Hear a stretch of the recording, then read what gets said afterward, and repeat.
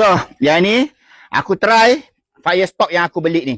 Dia kata dia boleh padam api. So sekarang ni aku gunakan material yang sama yang macam ada dekat dalam kereta kita, dekat kapet bahagian bawah. Okey, kapet yang jenis benang-benang macam ni kan, apa semua.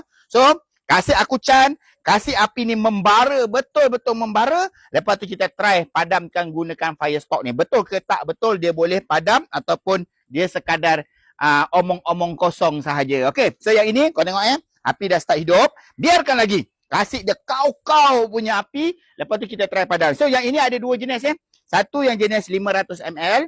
Dan satu lagi ni adalah jenis 1000 ml punya sekali. So dia datang ada dua version. Datang tanpa bracket dan datang dengan bracket. Okey, jom. Api dah hidup.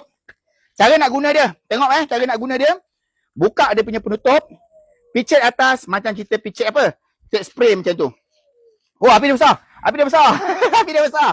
Nampak tak, geng? Geng. Sekejap saja, geng. Nampak Ini api saya sengaja tak nak padam habis. Sebab saya nak korang nampak. Okey, dengan satu semburan saja, api ni memang betul-betul padam. Okey, kita kasih dia mara lagi sekali. Kita tengok api ni boleh betul-betul padam tak. Okey, sebab ini adalah langkah awal.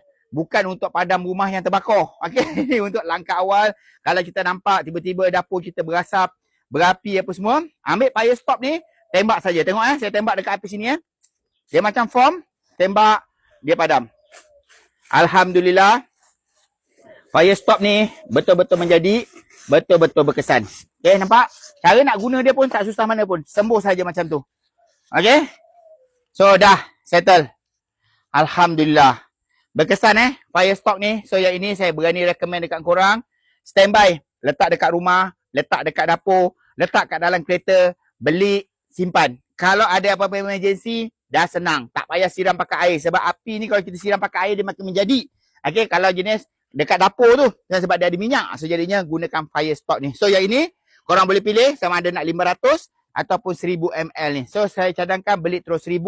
Tak habis, boleh simpan. Kalau ada emergency, insyaAllah selamat. So yang ni, pergi tengok kat dalam beg kuning, fire stop ni. InsyaAllah. Boleh pakai, boleh guna. Okay? Assalamualaikum.